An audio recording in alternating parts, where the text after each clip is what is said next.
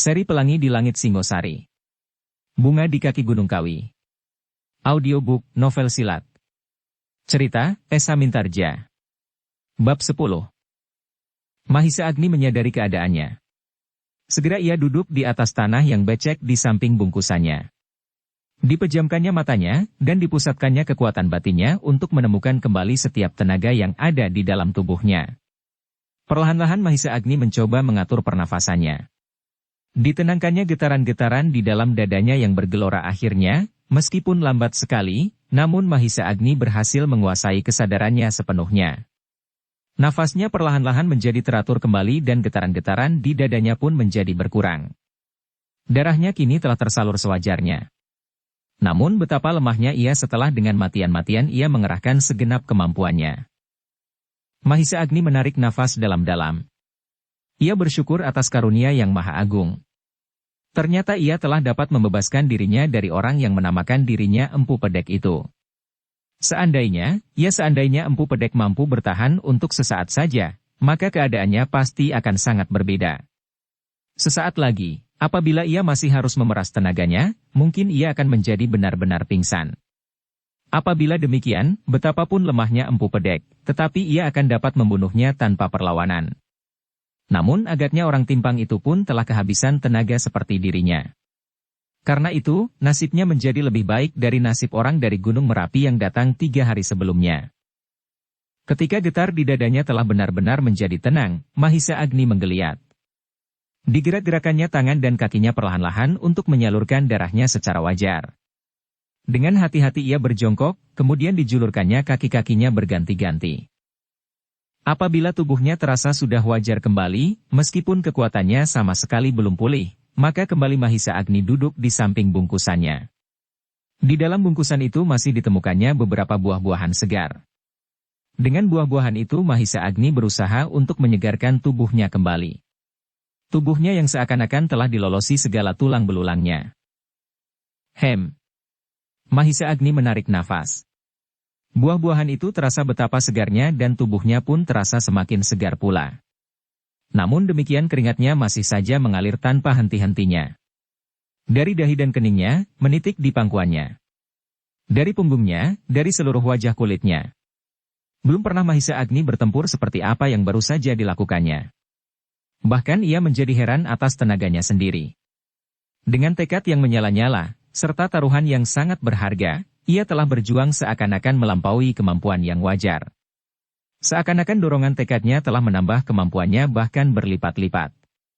Kini Mahisa Agni sempat mengenangkan orang timpang itu kembali sambil beristirahat. Orang itu bertempur kasar dengannya. Untunglah ia mampu bertahan, meskipun ia tidak dapat mengalahkan lawannya dengan mudah. Dan kini lawannya itu sempat melarikan dirinya. Kemanakah larinya? Ia bertanya kepada diri sendiri. Ia menyesal bahwa orang itu tidak dikejarnya. Namun ketika disadarinya keadaannya, maka hal itu tak akan mungkin dilakukannya. Apalagi mengejarnya, bahkan berdiri pun ia hampir tidak mampu lagi. Tetapi kemudian timbullah beberapa pertanyaan lain di dalam benaknya. Orang timpang itu mungkin pergi mendahuluinya ke gua tempat penyimpanan akar regu putih itu. Orang itu adalah orang ketiga setelah gurunya dan aku sendiri yang mengetahui persoalan akar regu putih itu. Mungkin orang dari Gunung Merapi itu pun mengetahuinya pula, namun orang itu kini telah tidak ada lagi, gumamnya seorang diri. Tetapi tiba-tiba ia menjadi cemas. Apakah akar regu itu benar-benar masih berada di dalam gua itu? Mungkin orang yang bernama Empu Pedek itu telah mengambil lebih dahulu. Mahisa Agni menggeram. Kalau demikian maka perjalanannya yang panjang, serta segala macam kesulitan-kesulitan yang pernah dilampauinya itu akan menjadi tanpa arti. Aku harus membuktikannya dahulu, gumamnya. Apabila di dalam gua itu telah tidak dapat aku temukan akar regu putih itu, maka pekerjaanku akan berganti. Aku harus menemukan orang timpang yang bernama Empu Pedek itu. Dan bernama Empu Pedek itu. Dan akan kembali ke Panawijen tanpa akar regu putih itu. Biarpun puluhan tahun, bahkan sepanjang umurku sekalipun. Tiba-tiba saja dada Mahisa Agni bergelora kembali. Meskipun tubuhnya masih lemah sekali, serta persendian tulang-tulangnya masih terasa sakit, dan bahkan pedih-pedih di hampir segenap tubuhnya, namun dengan susah payah ia berdiri. Diikatkannya bungkusan kecilnya pada pundaknya, serta dengan tongkat di tangannya. Mahisa Agni melangkah meneruskan perjalanannya. Tertatih-tatih, bertelekan tongkat dalam malam yang gelap. Namun Mahisa Agni sama sekali tidak menyesal, bahwa ia telah menempuh perjalanannya yang berat itu. Apapun yang akan terjadi adalah satu akibat yang wajar dari perjuangannya. Karena itu, maka betapapun beratnya, betapa perasaan sakit dan nyeri menjalar hampir di seluruh tubuhnya, betapa penat dan lelahnya, bahkan betapa jiwanya dipertaruhkan, namun hatinya telah bulat. Akar regu putih itu harus ditemukan. Kini ia berjalan setapak demi setapak maju. Dalam kelamnya daun-daunan hutan. Dengan tongkatnya Mahisa Agni meraba-raba jalan, dan dengan pandangan matanya yang tajam ia mencari arah. Untunglah, meskipun belum sempurna, namun Mahisa Agni telah cukup terlatih, sehingga ia dapat membedakan tanah yang gembur berlumpur, tanah yang rapuh dan tanah yang cukup keras. Dalam perjalanannya yang sangat lambat itu, Mahisa Agni selalu mencoba untuk menduga-duga, apakah akar regu putih itu masih berada di tempatnya, atau telah hilang diambil oleh orang timpang yang menamakan dirinya Empu Pedek itu. Demikianlah, setiap kegelisahannya melonjak di dadanya, maka kakinya pun seakan-akan ingin meloncat berlari. Namun Agni tak dapat melakukannya. Kakinya masih lemah, selemah tangkai bunga yang kehabisan air. Lesu. Sedang jalan yang terbentang di hadapannya sangat gelapnya. Batang-batang pohon liar. Perdu berduri dan segala macam tumbuh-tumbuhan yang buahnya dapat dimakan, sampai tumbuh-tumbuhan beracun dan buah-buahan makanan ular. Tetapi Mahisa Agni pantang mundur. Ia berjalan terus dalam gelapnya malam. Di selatan ia masih melihat bintang gubuk penceng yang dapat menuntunnya mencari arah. Ia harus berjalan lurus ke barat apabila ia tidak ingin tersesat. Apapun yang ada di jalan yang akan dilampauinya. Binatang buas, orang-orang jahat atau apapun, meskipun seandainya hantu-hantu yang menghadangnya, maka ia pun tak akan dapat digentarkan. Jalan itu pun semakin lama menjadi semakin sulit. Setelah lapangan yang sempit, Mahisa Agni sampai ke daerah yang berlereng curam. Dengan demikian ia harus lebih berhati-hati. Kadang-kadang Mahisa Agni merangkak, kadang-kadang bahkan berjalan sambil berjongkok. Dan bahkan kadang-kadang ia terduduk dengan nafas terengah-engah. Di kejauhan masih terdengar auman harimau berebut mangsa, dan sekali-kali salak anjing-anjing hutan menyobek sepi malam. Dan setiap suara yang terdengar, rasa-rasanya menyentuh sampai ke ulu hati. Tetapi semuanya itu sama sekali tidak menarik perhatian Mahisa Agni. Pikirannya bulat-bulat ditelan oleh gua, akar regu putih dan orang timpang. Meskipun sangat lambat namun Mahisa Agni semakin lama menjadi semakin dekat pula dengan lereng gundul yang ditujunya. Ketika embun malam menitik setetes di tubuhnya, terasa betapa segarnya. Ketika Mahisa Agni menengadahkan wajahnya, dilihatnya cahaya semburat merah membayang di timur. Bintang gubuk penceng kini telah berguling ke barat dan hampir hilang di balik cakrawala. Hampir fajar, desis Mahisa Agni. Namun kemudian ia menjadi ragu-ragu. Apakah ia dapat meneruskan perjalanannya di siang hari? Gurunya berpesan mewanti-wanti kepadanya, supaya ia berjalan di malam hari sejak batu padas di tengah rawa-rawa itu. Baru setelah sampai di lereng gundul ia boleh mendakinya di siang hari. Karena itu, sebelum hari menjadi terang, Mahisa Agni berusaha mempercepat langkahnya. Tetapi kecepatan yang dapat dicapainya sangat terbatas. Dengan demikian Mahisa Agni menjadi cemas, seakan-akan takut dikejar oleh matahari yang segera akan timbul di timur. Tetapi Mahisa Agni tidak dapat mencegah matahari itu. Bahkan ternyata bahwa matahari itu datang terlampau cepat dari yang diharapkan. Ketika cahayanya yang pertama terlempar di atas daun-daun pepohonan dan menyangkut di atas ujung-ujung batang-batang raksasa, Mahisa Agni menarik nafas. Sekali ia menggeliat dan kemudian ia menguap. Lelah dan sakit-sakit di punggungnya masih terasa. Namun kesegaran fajar telah menyegarkannya pula. Ketika ia memandang ke selatan, ia masih melihat di antara pepohonan yang tidak begitu pekat dan dari atas ujung-ujung pepohonan yang tumbuh di lereng-lereng, jurang-jurang yang dalam. Kemudian tampaklah sebuah dataran hutan yang lebat. Mahisa Agni menarik nafas. Alam di sekitarnya adalah alam yang dipenuhi oleh warna-warna hijau segar. Daun yang hijau, rumput-rumput yang hijau dan batang-batang perdu yang hijau. Tetapi ketika kemudian ia berpaling ke barat, ke arah yang akan ditujunya, Mahisa Agni terkejut bukan kepalang. Dari balik kabut pagi, Mahisa Agni melihat seakan-akan muncul di hadapannya sebuah dinding raksasa yang berwarna kemerah-merahan. Dinding batu padas dan tanah liat yang terbentang sedemikian luas. Mahisa Agni tegak seperti tonggak. Dilihatnya dinding itu dengan dada yang bergelora. Ternyata dinding yang dicarinya itu seolah-olah tiba-tiba saja muncul tidak jauh lagi di hadapannya. Karena itulah, maka tiba-tiba Mahisa Agni menjadi sangat gembira. Ia tidak usah menunggu sampai besok. Tidak usah menunggu malam datang. Apakah jarak yang sudah tinggal beberapa langkah lagi itu harus ditempuhnya malam nanti dan membiarkannya hari ini lewat? Tidak. Jarak yang pendek itu akan segera dicapainya. Mahisa Agni pun kemudian melangkah pula. Semakin cepat yang dapat dilakukan. Kini ia dapat melihat jalur-jalur yang dapat dilewatinya, sehingga dengan demikian perjalanannya pun benar-benar menjadi semakin cepat. Kakinya yang luka-luka oleh bermacam-macam duri dan batu-batu yang runcing sama sekali tak terasa. Yang ada di dalam hatinya adalah gua itu. Selebihnya tak dihiraukannya. Karena itu maka apapun yang terjadi pada tubuhnya seakan-akan tak terjadi padanya.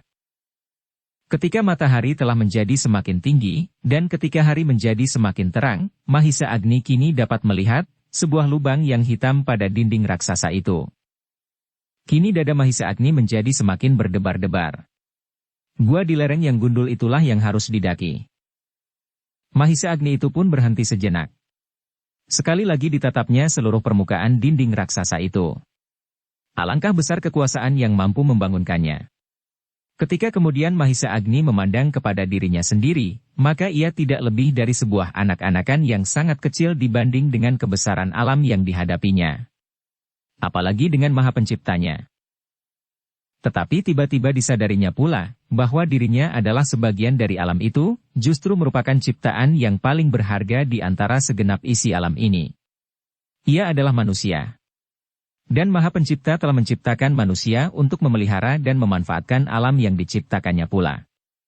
Bahkan sebagai wadah dan sekaligus dikuasainya. Maka sebenarnya lah Maha Pencipta menciptakan alam dan manusia di dalamnya dengan sifat maha cintanya seolah-olah menempatkan seorang juru taman dalam pertamanan yang indah. Namun bukan pertamanan sendiri. Apa yang dilakukan seharusnya berdasarkan atas kehendak pemilik taman itu, bukan atas kehendak juru taman itu sendiri, meskipun juru taman itu wenang melakukan apapun atas pertamanan yang diserahkan kepadanya. Ia dapat melakukan pekerjaan yang bermanfaat, namun ia dapat juga mengkhianati dan merusak taman yang diserahkan kepadanya. Ia dapat mempergunakan hasil taman itu untuk melakukan hal-hal yang menggembirakan pemiliknya, namun ia dapat juga berbuat sebaliknya. Akibatnya, pemilik taman itu dapat berterima kasih dan bersenang hati kepadanya, atau sebaliknya pula. Dan kini Mahisa Agni tegak di hadapan dinding raksasa itu seperti seorang juru taman tegak di antara tanaman-tanaman yang maha luas. Ialah yang wenang melakukan apapun atas tanaman-tanaman itu, bukan sebaliknya. Dan kini Mahisa Agni pun merasakan dirinya sebagai manusia yang berhadapan dengan alam. Alam itu harus ditundukkannya. Demikianlah, maka kini Mahisa Agni memandang lereng yang curam gundul dan berbatu-batu itu sebagai suatu tantangan yang harus diatasinya. Betapapun sulitnya, ia tidak boleh menyerah melawan kesulitan-kesulitan, namun kesulitan itu harus ditundukkannya. Tiba-tiba terasa sesuatu bergetar di dada Mahisa Agni. Tekadnya yang bulat kini menjadi semakin mantap. Dengan dada tengadah ia berdoa di dalam hatinya, semoga Yang Maha Agung memberkahinya. Karena itu, maka seakan-akan menjalarlah suatu kekuatan baru di dalam tubuhnya. Kekuatan yang mengalir dari pusat kehendaknya. Dari pusat kehendaknya, dari pusat tekad yang menyala di dalam dadanya. Sehingga dengan demikian segera Mahisa Agni melangkahkan kakinya kembali. Kini lebih mantap dan lebih cepat. Apapun yang akan dihadapinya kelak, Empu Pedek, atau apa saja. Meskipun seandainya Empu Pedek itu datang bersama seorang kawannya, 2 orang, 10 atau berapapun. Mahisa Agni kini seolah-olah berlari-lari mengejar tantangan yang dihadapinya. Lereng yang terjal itu akan didakinya. Sekarang, Mahisa Agni tidak memerlukan waktu terlalu lama untuk mencapai lereng yang curam itu. Sebelum matahari sampai ke pusat langit, Mahisa Agni telah sampai di bawah tebing gundul itu. Sekali lagi ia mengagumi dinding raksasa itu. Ditengadahkannya wajahnya, memandang jauh ke atas. Tinggi, tinggi sekali. Demikian tingginya seakan-akan dinding itu akan roboh menimpanya. Ketika tangan Mahisa Agni meraba dinding itu, terasa di tangannya betapa dinding itu sekeras batu. Tetapi beberapa ujung yang runcing menjorok seperti tonggak kayu yang aus. Sekali-kali Mahisa Agni mengangguk-anggukan kepalanya. Beberapa tahun lampau ia pernah mengagumi dinding itu pula. Bahkan saat itu ia lebih kagum lagi. Kini ia sudah semakin dewasa. Dan kini ia telah berkeyakinan bahwa betapapun curam dan terjalnya, namun dinding harus ditaklukkannya. Sekali lagi Mahisa Agni meraba-raba lereng yang gundul itu. Kemudian dilepasnya bungkusan yang tersangkut di pundaknya. Disangkutkannya pada batang-batang perdu beserta tongkat kayunya. Mahisa Agni kemudian tegak seperti seseorang yang siap menunggu seorang lawan yang akan menerkamnya. Kedua kakinya merenggang dan tangannya tergantung lurus di samping tubuhnya. Berpegangan pada pahanya, seakan-akan takut kakinya akan terlepas. Ditatapnya batu-batu padas, batu-batu yang hitam kemerah-merahan serta sebuah lubang yang hitam hampir di tengah-tengahnya. Kemudian dipandangnya matahari yang kini telah tegak di atas kepalanya. Bergumam Agni seorang diri. Aku akan menjadi silau karenanya. Biarlah aku menunggu sampai matahari itu lewat di balik dinding ini. Namun Mahisa Agni masih tegak di tempatnya. Ia menunggu matahari condong sedikit, sehingga matanya tidak menjadi silau pada saat ia mendakinya. Tetapi tiba-tiba saja Mahisa Agni itu terloncat seperti didorong hantu. Langsung ia berjongkok di bawah tebing yang curam dan tinggi itu. Dengan mata terbelalak ia mengamati sesuatu yang sangat menggetarkan hatinya. Telapak kaki manusia. Apakah artinya ini? Geramnya. Dan sekali lagi ia mengamati telapak kaki itu. 1, 2 dan beberapa lagi dapat ditemukannya di sekitar tempat itu. Apalagi akhirnya Mahisa Agni melihat, telapak kaki itu hilang timbul di kaki lereng gundul itu. Pada tanah yang agak liat ia melihat telapak itu condong ke atas. Dan sekali lagi Mahisa Agni menggeram. Dari sini seseorang pasti pernah naik ke gua ini. Pasti bukan telapak guru beberapa tahun yang lalu, katanya di dalam hati. Pasti, ulangnya. Dan Mahisa Agni pun memang pasti seperti apa yang sebenarnya, telapak itu masih agak baru. Dada Mahisa Agni menjadi semakin berguncang karenanya. Kini ia pasti bahwa seseorang telah naik ke gua itu. Dugaannya yang pertama adalah Empu Pedek. Kalau orang itu memanjat setelah kami bertempur, maka orang itu pasti masih berada di dalam gua ini, pikirnya. Karena itu aku harus mendaki sekarang juga. Mahisa Agni kini tidak mau menunggu apapun lagi. Kegelisahannya telah mendorongnya untuk segera mendaki tebing itu. Dengan tergesa-gesa ia meloncat meraih bungkusannya. Diambilnya keris pusaka peninggalan ayahnya, yang kemudian diselipkannya di pinggangnya. Dengan keris itu ia sudah siap menghadapi setiap kemungkinan yang bakal terjadi. Mungkin ia harus membunuh, meskipun karena terpaksa apabila ia tidak mau dibunuh. Mungkin ia harus berbuat hal-hal yang belum pernah dilakukannya. Dan kemungkinan yang paling pahit, ia tidak akan keluar lagi dari gua itu. Bungkusan dan tongkat kayu Mahisa Agni itu pun ditinggalkannya. Selain keris dan tubuhnya, tidak ada lagi yang perlu dalam perjalanannya yang berbahaya itu. Ketika tubuh dan jiwanya telah siap benar-benar, maka mulailah Mahisa Agni dengan pendakian itu. Kini ia telah sampai pada taraf terakhir dari ujiannya. Mendaki tebing, menghadapi orang yang telapak kakinya telah ditemukannya. Namun mungkin belum yang sebenarnya terakhir. Di perjalanan pulang pun masih mungkin pula ditemuinya berbagai kesulitan-kesulitan. Kini Mahisa Agni telah mulai dengan pendakian itu. Seperti seekor semut ia merayap-rayap berpegangan dari satu batu yang menyorong ke batu yang lain. Dengan hati-hati kakinya setiap kali mencari pancadan yang kuat. Setapak demi setapak. Untunglah bahwa matahari segera melampaui titik tertinggi di pusat langit, sehingga kini Mahisa Agni telah tidak sedemikian silaunya. Dengan pemusatan tenaga lahir batin, Mahisa Agni merambat terus di tebing yang hampir tegak itu. Beberapa kali kakinya telah menganjak batu yang salah, sehingga batu-batu itu berguguran jatuh ke bawah. Namun Mahisa Agni cukup berhati-hati, sehingga ia sendiri selalu dapat menghindarkan kakinya sebelum terlambat. Tetapi batu-batu itu ada yang terlalu runcing dan tajam, sehingga kaki-kaki Mahisa Agni pun kemudian menjadi sakit dan pedih, tangannya telah luka di beberapa tempat. Meskipun demikian Mahisa Agni masih tetap mendaki terus. Ia harus mencapai mulut gua itu sebelum malam menjadi terlalu kelam. Mahisa Agni yang muda itu ternyata memiliki kekuatan melampaui manusia kebanyakan.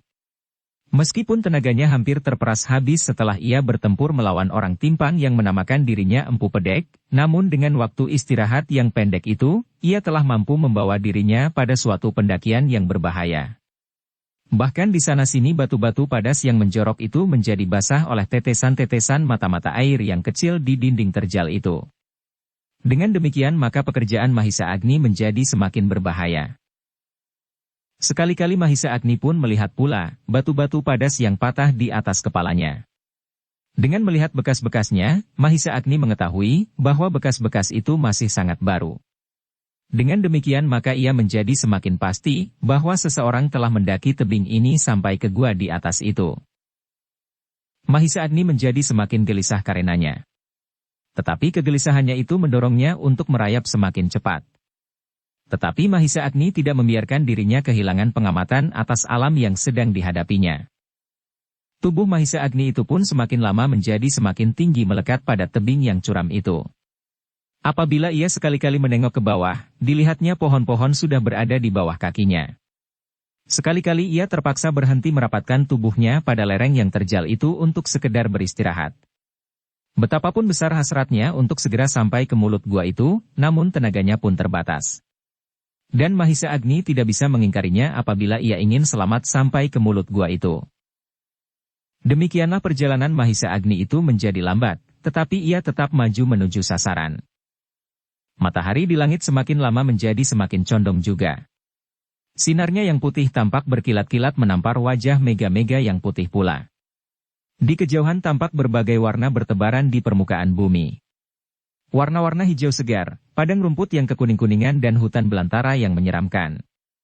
Beberapa batang sungai tampak seperti ular-ular raksasa yang menjalar ke pegunungan. Mahisa Agni masih merambat terus. Perlahan-lahan namun pasti. Betapa lelahnya dan betapa sulit perjalanan itu. Seluruh tubuhnya telah basah oleh keringat. Dan tangan dan kakinya pun berkeringat pula. Sekali-kali ia merasakan pula kaki dan tangannya menjadi pedih. Namun hanya sesaat, kemudian apabila teringat olehnya akar regu putih dan telapak-telapak kaki di bawah lereng ini serta beberapa bekas batu-batu yang berguguran, maka perasaan pedih dan lelahnya itu seperti lenyap disapu angin dari selatan yang bertiup perlahan-lahan. Semakin dekat Mahisa Agni dengan mulut gua itu, hatinya menjadi semakin berdebar-debar. Kalau orang itu masih di dalam gua, dan menunggunya di mulut gua itu, maka keadaan itu akan sangat berbahaya baginya.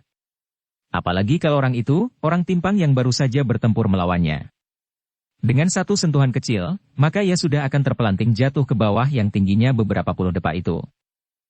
Dengan demikian, dengan kemungkinan-kemungkinan yang tak menyenangkan itu, maka Mahisa Agni tidak langsung menuju ke mulut gua itu. Ia menuju beberapa depa di sampingnya, untuk kemudian mendekati gua itu dari arah samping. Dengan demikian ia dapat menghindari atau setidak-tidaknya mengurangi kemungkinan yang dapat sangat menyulitkannya. Sebelum Mahisa Agni mendekati gua itu, ia berhenti pula untuk beristirahat. Ketika didapatinya bongkahan batu yang baik, maka ia pun berdiri di atas batu itu untuk beberapa saat sambil bersandar lereng itu. Dicobanya untuk mengumpulkan kembali sisa-sisa tenaganya. Mungkin masih akan dihadapinya bahaya yang lebih besar lagi justru di mulut gua itu. Mungkin seseorang menunggunya dan menyentuhnya, supaya ia terlempar jatuh. Kini Mahisa Agni tidak perlu tergesa-gesa lagi. Ia telah berdiri beberapa langkah di samping mulut gua itu. Baru ketika kekuatannya terasa telah tumbuh kembali meskipun lambat, ia merayap pula semakin dekat semakin dekat. Mahisa Agni itu pun kemudian telah berdiri dekat di samping mulut gua itu. Sekali lagi ia berhenti. Dicobanya untuk menangkap setiap suara yang ada di dalam gua. Namun yang didengarnya hanyalah siul angin yang bertiup semakin kencang. Dengan sangat hati-hati Mahisa Agni berusaha untuk melihat gua itu. Alangkah gelapnya. Namun mulut gua itu tidak terlalu gelap. Cahaya yang tidak langsung betapa lemahnya, yang bertebaran di mulut gua itu telah cukup untuk meneranginya. Dan Mahisa Agni tidak melihat apapun. Apalagi seseorang. Kembali dada Mahisa Agni berdebar-debar. Dan kembali ia memusatkan segenap panca inderanya. Namun ia tetap tidak menangkap sesuatu yang mencurigakan. Gua itu tetap sepi. Maka Mahisa Agni itu pun segera bersiap. Diaturnya segenap geraknya untuk menghadapi setiap kemungkinan. Dengan gerak yang cepat Mahisa Agni menggeser dirinya, sehingga tiba-tiba ia telah berada di dalam gua itu bersandar dinding tepinya, dengan penuh kesiagaan untuk menghadapi setiap kemungkinan. Mahisa Agni menarik nafas dalam-dalam. Ternyata tak seorang pun yang berada di mulut gua itu. Dengan demikian ia bergeser semakin dalam. Tetapi ia belum berani untuk langsung masuk ke dalam gelapnya gua itu. Sebab firasatnya mengatakan kepadanya bahwa sesuatu pasti akan dihadapinya. Dan firasat itu telah diperkuat oleh telapak-telapak kaki yang ditemukan di bawah tebing ini. Kini Mahisa Agni duduk tepekur.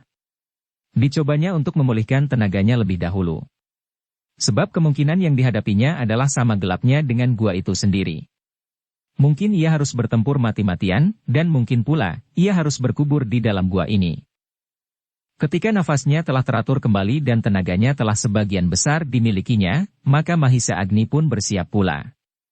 Sekali lagi ia berdoa kepada Yang Maha Agung, semoga perjalanannya kali ini akan berhasil. Mahisa Agni itu pun kemudian perlahan-lahan berdiri. Sekali-kali dirabanya keris di lambungnya. Kemudian perlahan-lahan pula ia melangkah memasuki gua yang semakin pekat. Namun lambat laun, matanya menjadi biasa pula dalam kegelapan, sehingga semakin lama, meskipun hanya remang-remang ia dapat juga melihat beberapa bagian dari gua itu. Apalagi mata Mahisa Agni yang cukup terlatih itu. Dilihatnya pula dinding-dinding gua yang seolah-olah bergerigi tajam. Beberapa ujung yang runcing menjorok mengerikan. Kaki Mahisa Agni semakin pedih juga. Luka-luka yang ditimbulkan oleh ujung-ujung batu dan karang telah melukai kakinya, tetapi luka-luka itu kemudian tak terasa lagi, ketika segenap perhatiannya terpusat pada pusat gua yang gelapnya bukan kepalang. Ternyata gua itu cukup dalam. Namun terasa oleh Mahisa Agni bahwa jalur-jalur di dalam gua itu semakin lama semakin menanjak. Ternyata gua itu bertambah naik. Bahkan kadang-kadang terasa Mahisa Agni seakan-akan naik di atas tingkatan tangga yang dibuat oleh tangan manusia. Desahnya. Ternyata guruku bukan satu-satunya orang yang pernah mengunjungi gua ini. Tetapi kemudian anak muda itu bergumam pula. Atau mungkin guru pula yang membuat anak tangga ini? Tetapi kemudian segenap perhatian Mahisa Agni pun tenggelam dalam keasyikannya mendaki tangga-tangga yang lebih sulit lagi. Semakin lama semakin tinggi. Dan jalur-jalur gua itu masih mengunjam terus seakan-akan menembus ke pusat Gunung Semeru. Mahisa Agni tidak tahu, sudah berapa dalam ia masuk ke dalam lubang tanah yang menganga seperti mulut seekor ular raksasa itu. Ia berjalan terus dan bahkan kadang-kadang harus merangkak dengan susah payah. Bahkan kemudian Mahisa Agni masih terpaksa beristirahat untuk beberapa saat lamanya. Ketika kemudian Mahisa Agni berjalan kembali, ia terkejut melihat cahaya di hadapannya. Gua itu pun semakin lama menjadi semakin terang. Aneh, katanya di dalam hati. Apakah aku sudah akan sampai ke ujung yang lain? Namun pertanyaan itu segera terjawab. Ternyata gua itu telah jauh menanjak, sehingga kemudian tampaklah oleh Mahisa Agni sebuah lubang yang tegak lurus ke atas. Dari lubang itulah sinar yang tak langsung menusuk ke dalam gua itu. Meskipun demikian, setelah sekian lama Mahisa Agni tersekap di dalam kegelapan, maka sinar yang lemah itu terasa betapa nyamannya. Terasa seakan-akan ia baru saja terlepas dari satu kungkungan yang menjemukan. Dari lubang itu Mahisa Agni dapat memandang langit yang biru. Meskipun lubang itu tidak begitu besar, bahkan karena panjangnya, maka ujung lubang itu seakan-akan terkatup, namun daripadanya, Mahisa Agni segera dapat mengetahuinya bahwa hari sudah menjelang senja. Dilihatnya sepintas awan yang bergerak di langit, diwarnai oleh sinar yang kemerah-merahan. Tetapi karena itu Mahisa Agni menjadi berdebar-debar karenanya. Kalau sebentar kemudian malam tiba, maka gua itu akan menjadi semakin gelap. Karena itu, maka kemudian Mahisa Agni itu pun berusaha mempercepat langkahnya. Secepat yang dapat dilakukannya. Dengan berpegangan dinding gua ia berjalan setapak demi setapak. Seperti yang sudah dilakukannya, kadang-kadang ia harus merangkak, sebab gua itu masih cenderung naik. Lubang yang tegak menembus lambung Gunung Semeru itu ternyata tidak hanya sebuah. Di mukanya, kembali Mahisa Agni melihat cahaya yang kemerah-merahan. Ia pasti bahwa cahaya itu pun jatuh dari lubang yang serupa dengan lubang yang pernah dilihatnya. Tetapi langkah Mahisa Agni itu pun segera terhenti. Dalam cahaya yang kemerah-merahan itu, dilihatnya sesuatu yang bergerak-gerak. Sebuah desir yang tajam menggores dada anak muda itu. Benda yang bergerak-gerak itu tampak remang-remang di seberang cahaya yang kemerah-merahan sehingga Mahisa Agni tidak dapat segera melihatnya dengan seksama. Namun kemudian anak muda itu melonjak. Dan terdengar nyaring di dalam hati. Seseorang telah mendahului aku. Mahisa Agni itu pun menggeram, kini ternyata dugaannya benar. Tapak kaki yang dilihatnya serta bekas-bekas guguran batu-batu padas itu bukanlah sekedar karena angan-angannya saja. Kini orang itu telah berada beberapa langkah di hadapannya. Namun agaknya orang itu belum melihat kehadiran ia. Karena itu Mahisa Agni pun berhenti di tempatnya. Bahkan ia kemudian duduk di lantai gua yang lembab itu. Syukurlah, aku yang lebih dahulu melihatnya, pikir Mahisa Agni. Kini ia benar-benar menenangkan dirinya. Ia hanya tinggal mengawasi orang itu. Sementara itu ia sempat untuk memulihkan kembali segenap tenaganya setelah ia bertempur melawan Empu Pedek, dan setelah ia memeras sisa tenaganya untuk mendaki lereng gundul di kaki Gunung Semeru itu. Mahisa Agni telah bertekad untuk tidak menyapanya lebih dahulu. Ia masih memerlukan waktu untuk memulihkan tenaganya kembali. Mungkin orang itu telah beristirahat pula sehingga orang telah memiliki kesegaran tenaganya kembali. Bahkan mungkin telah 2-3 hari ia berada di tempat itu, atau bahkan mungkin ia telah berhasil mengambil akar uregu putih itu. Bahkan kemudian timbul pula pertanyaan di dalam dirinya, apakah orang itu Empu Pedek yang timpang? Kalau demikian, maka ia harus mengulangi pertempuran sekali lagi seperti yang pernah terjadi. Namun kali ini ia tidak akan menanggung akibat dari kekalahannya melawan orang timpang itu. Karena itu tiba-tiba ia meraba hulu kerisnya. Meskipun keris itu tidak sesakti trisula kecil pemberian gurunya, namun kerisnya adalah pusaka yang berbentuk senjata, yang benar-benar dapat dipergunakannya untuk bertempur dan menyobek dada lawannya. Kalau aku harus bertempur sekali lagi, maka aku terpaksa mempergunakannya, katanya di dalam hati. Sebab akar uregu itu pun sebuah pusaka rangkapan yang tak ternilai harganya. Di samping itu timbul pula berbagai pertanyaan di dalam dadanya. Menurut gurunya, akar uregu putih itu adalah rangkapan sebuah pusaka lain yang berbentuk trisula, seperti yang dikatakan oleh Empu Pedek pula. Namun ternyata yang mencari akar uregu itu terdapat seorang yang datang dari kaki Gunung Merapi pula. Apakah di samping sebagai pusaka rangkapan trisula, akar uregu putih itu mempunyai nilai yang lain pula? Tetapi Mahisa Agni tidak mau diganggu oleh berbagai pertanyaan itu. Apapun yang akan dihadapinya, namun ia telah bertekad untuk mendapatkan benda itu. Ia sudah siap menghadapi kemungkinan yang paling pahit. Berkubur di dalam gua ini. Cahaya yang kemerahan itu pun semakin lama semakin pudar. Gua itu pun semakin lama menjadi semakin kelam. Dengan demikian Mahisa Agni tidak akan dapat menyelesaikan pekerjaannya kini, kecuali apabila terpaksa. Karena itu, maka kemudian ia hanya dapat menggeser dirinya, duduk tepat di tengah-tengah gua itu. Apapun yang dilakukan oleh orang yang dilihatnya itu, namun apabila orang itu akan meninggalkan gua, maka pasti ia melampauinya. Dalam kesempatan itu ia akan dapat mencegahnya. Demikianlah malam yang kelam turun menyelimuti Gunung Semeru itu. Yang terdengar kemudian adalah siulan angin pada lubang-lubang di lereng-lereng gunung raksasa itu. Mahisa Agni masih saja duduk tepekur di tempatnya. Ia mencoba untuk menunggu sampai besok. Meskipun gua itu hampir tak ada bedanya antara siang dan malam, namun di siang hari, masih juga betapapun lemahnya, samar-samar yang dapat membantunya. Di siang hari, mata Mahisa Agni yang tajam itu, masih dapat melihat walaupun sama sekali tidak jelas, setiap bayangan yang ada di dalam gua itu. Apalagi, ternyata bahwa di dalam gua itu terdapat lubang-lubang yang dapat menampung sinar-sinar matahari yang jatuh menghambur di lambung Gunung Semeru itu. Tetapi terasa betapa panjangnya waktu. Mahisa Agni merasa bahwa seakan-akan malam itu tidak akan berujung. Akhirnya ia menjadi jemu. Menunggu baginya adalah pekerjaan yang paling tidak menyenangkan. Karena itu timbul dalam pikirannya, untuk mendekati orang yang dilihatnya siang tadi. Mungkin ia dapat menangkap desah nafasnya atau bunyi apapun yang ditimbulkannya. Karena Mahisa Agni telah melihatnya lebih dahulu, maka ia akan dapat lebih hati-hati daripada orang itu. Ia akan dapat mengatur gerak dan pernafasannya sehingga tidak menimbulkan bunyi. Demikianlah akhirnya Mahisa Agni tidak dapat menunda keinginannya itu. Perlahan-lahan sekali ia menggeser dirinya mendekati bayangan seseorang yang dilihatnya tadi. Semakin lama semakin dekat. Namun kadang-kadang timbul pula keraguan-raguan di hati Mahisa Agni. Apakah orang itu masih berada di tempatnya? Tetapi kemudian dada Mahisa Agni itu pun menjadi berdebar-debar. Akhirnya didengarnya juga desah nafas orang yang dicarinya itu. Perlahan-lahan sekali dan betapa nafas itu sangat teratur. Orang itu tertidur, bisik Agni di dalam hatinya.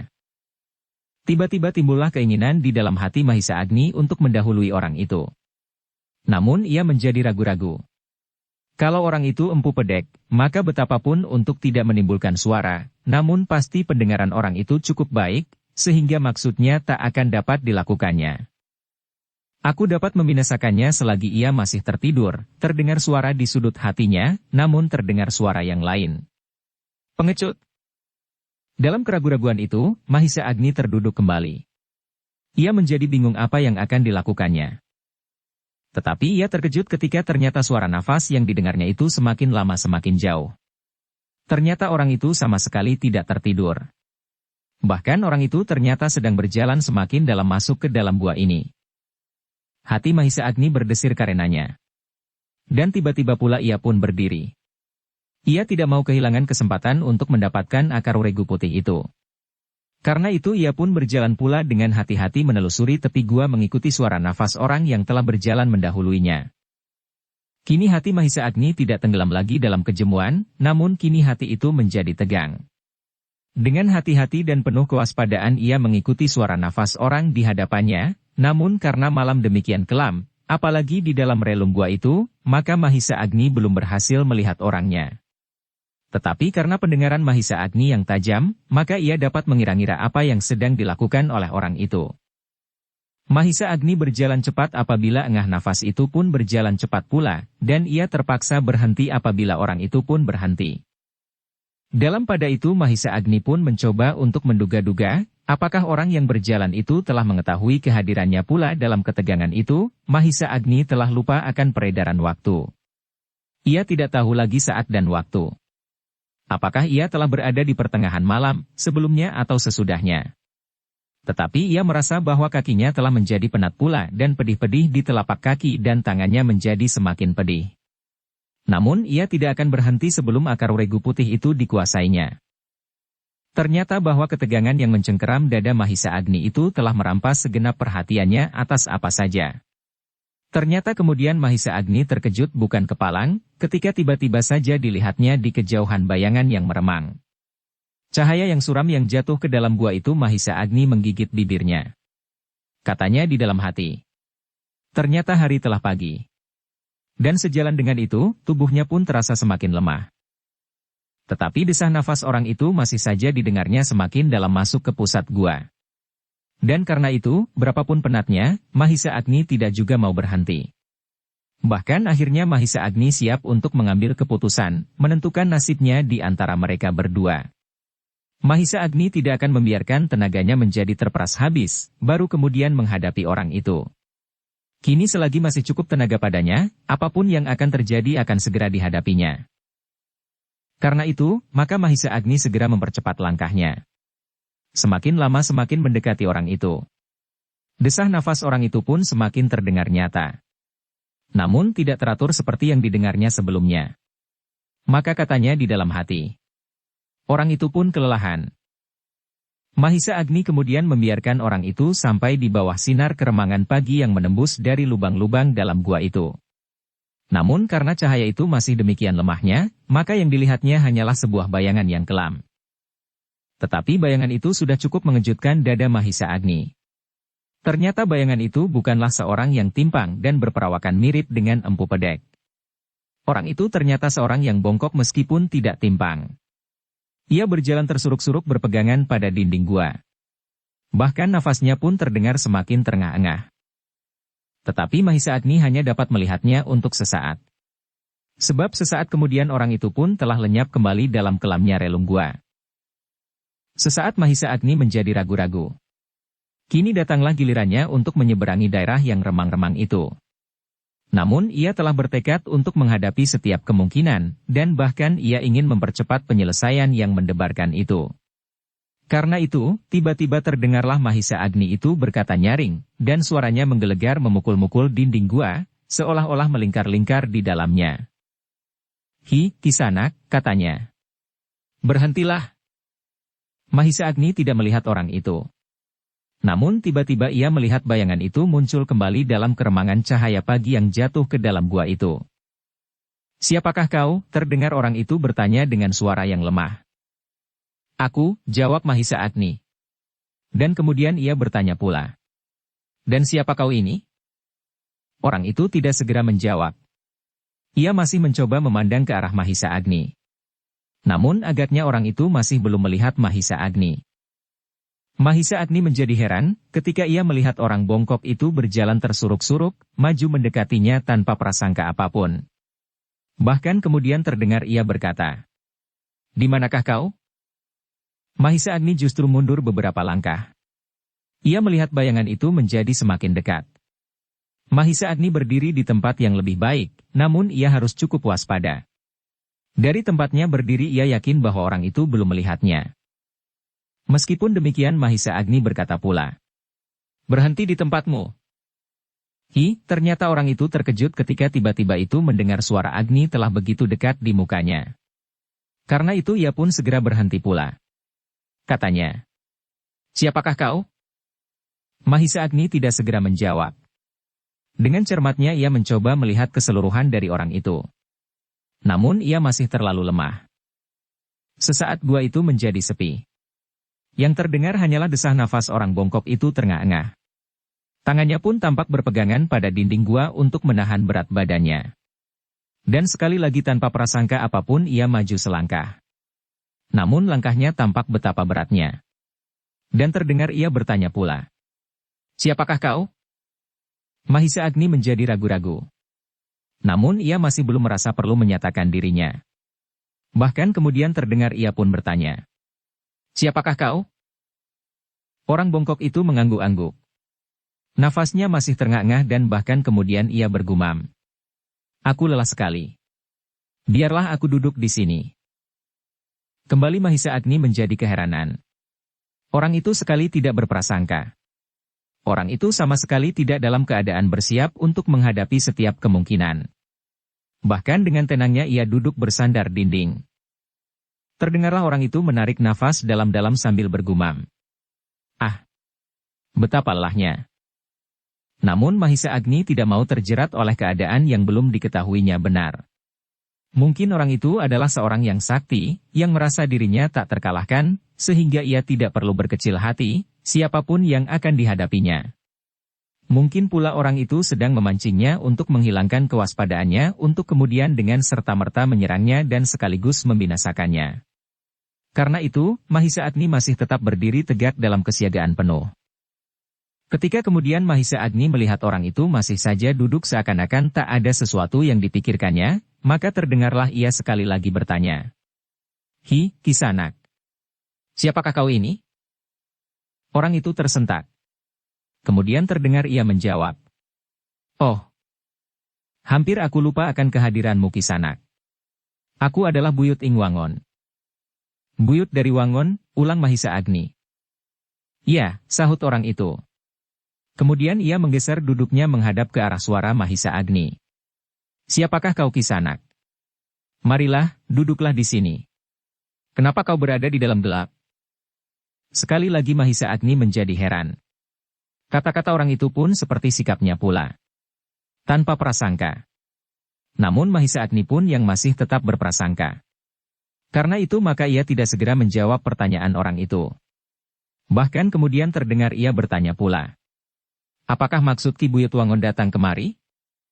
Orang itu mengangkat alisnya. Tampaklah dalam keremangan pagi yang semakin terang, orang bongkok itu menggerakkan kepalanya.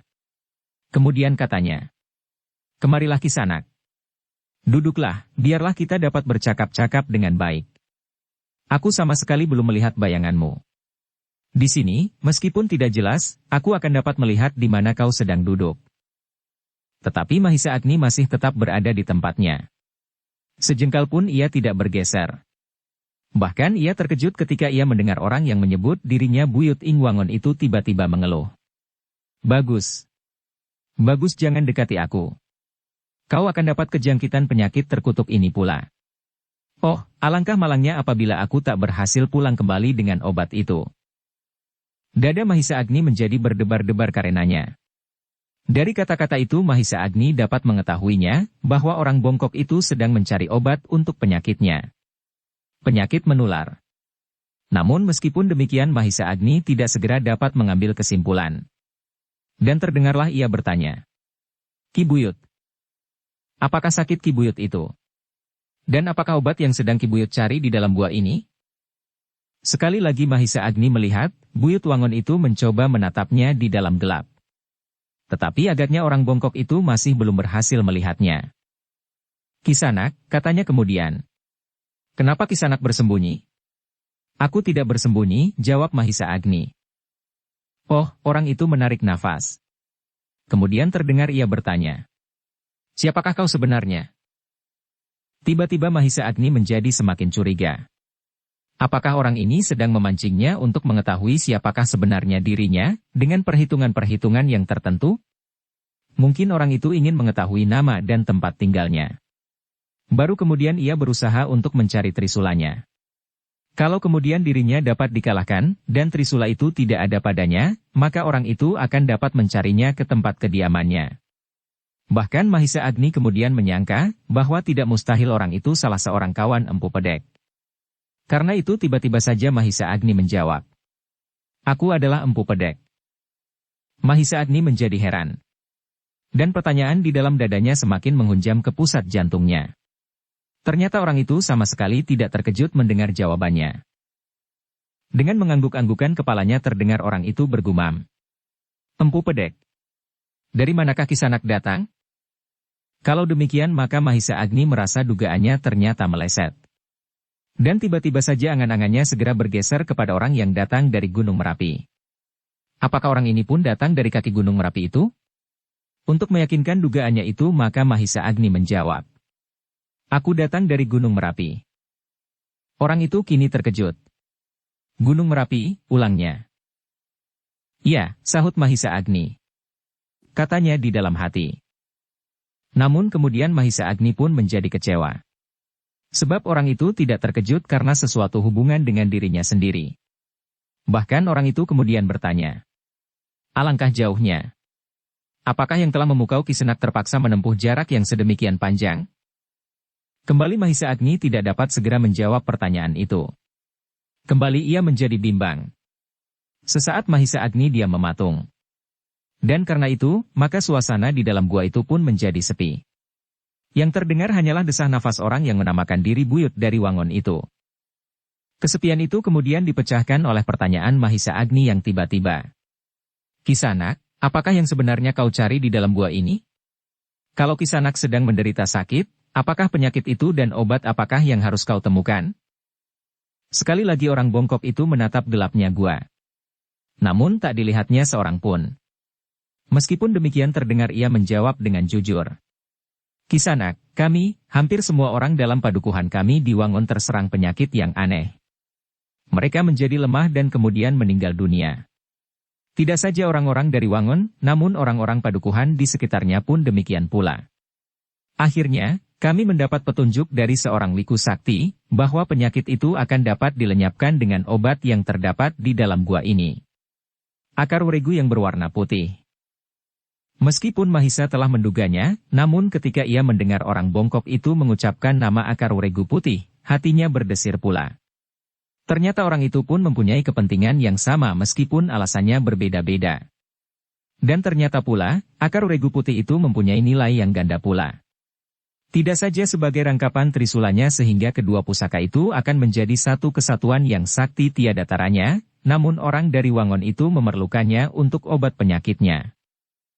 Karena itu, maka Mahisa Agni tidak dapat berbuat lain daripada berjuang kembali untuk mendapatkan pusaka itu.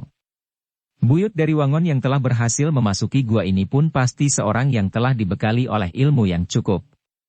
Bahkan, Mahisa Agni menjadi heran, apakah orang ini tidak berjumpa dengan Empu Pedek sebelum memasuki gua ini?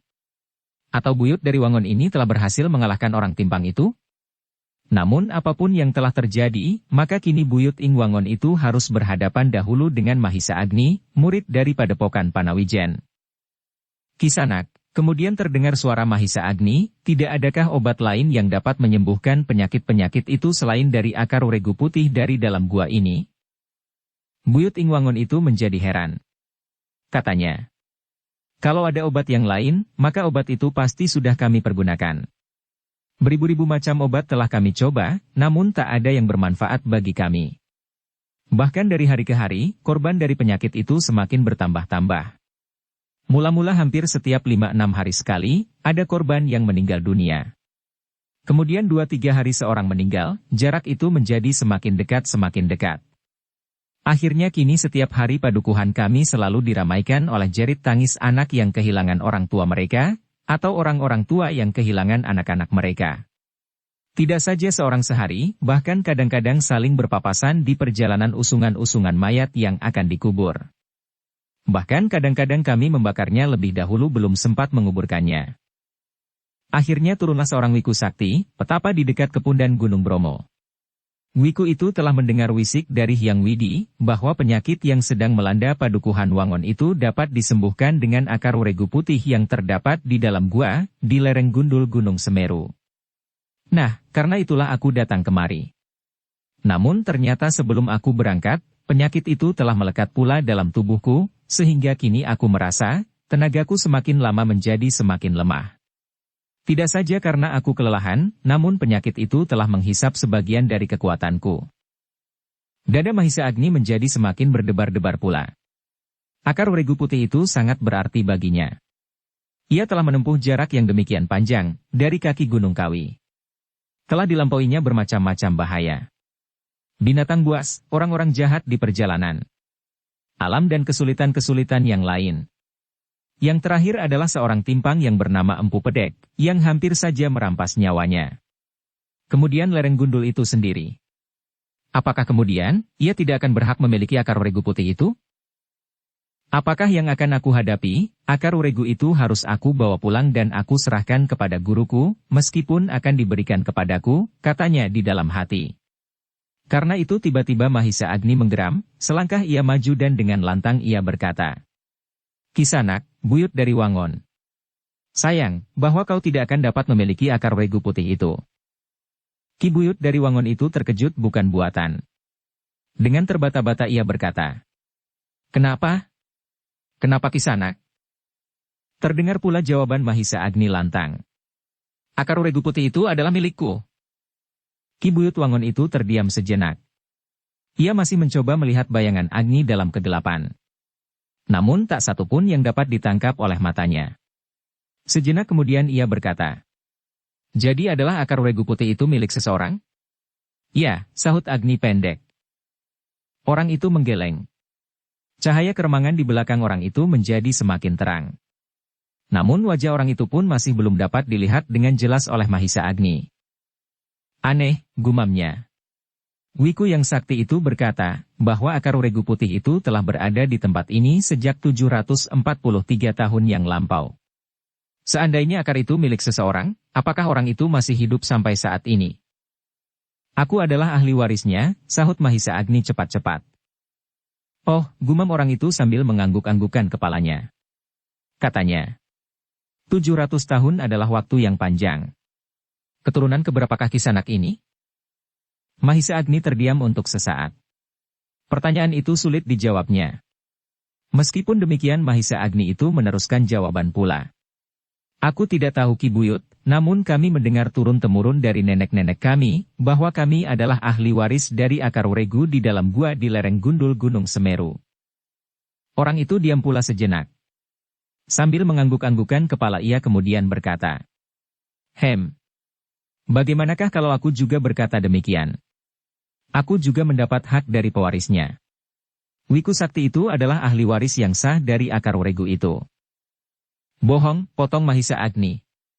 Bukankah Wiku itu mendengar dari wisik Sang Hyang Widi? Aku belum mengatakan bagaimana bunyi wisik itu, sahut Buyut Wangon. Tidak perlu, kembali Agni memotong. Kau akan membuat suatu cerita tentang bunyi wisik itu. Kisanak, berkata Buyut dari Wangon itu. Kemudian kata-katanya terdengar lemah dan perlahan-lahan. Baiklah. Seandainya ada ahli waris dari pemilik akar regu itu sekalipun. Namun kita berdua datang pada waktu yang berbeda. Aku ternyata lebih dahulu dari Kisanak. Kita telah datang pada saat yang hampir bersamaan. Dan kita masing-masing tak dapat menunjukkan kebenaran tentang ahli waris itu. Karena itu biarlah aku yang datang lebih dahulu dapat memilikinya. Dada Mahisa Agni berdesir mendengar perkataan Buyut Wangon itu. Dengan demikian, semakin yakinlah ia, bahwa ia harus merebut akar itu dengan suatu perjuangan pula. Karena itu maka jawabnya. Ki Buyut, kita tidak sedang berlomba berebut dahulu. Tetapi kita sekarang memperebutkan akar regu putih itu. Bersambung ke bab 11. Dukung kami dengan subscribe, follow, like, komen dan share. Terima kasih.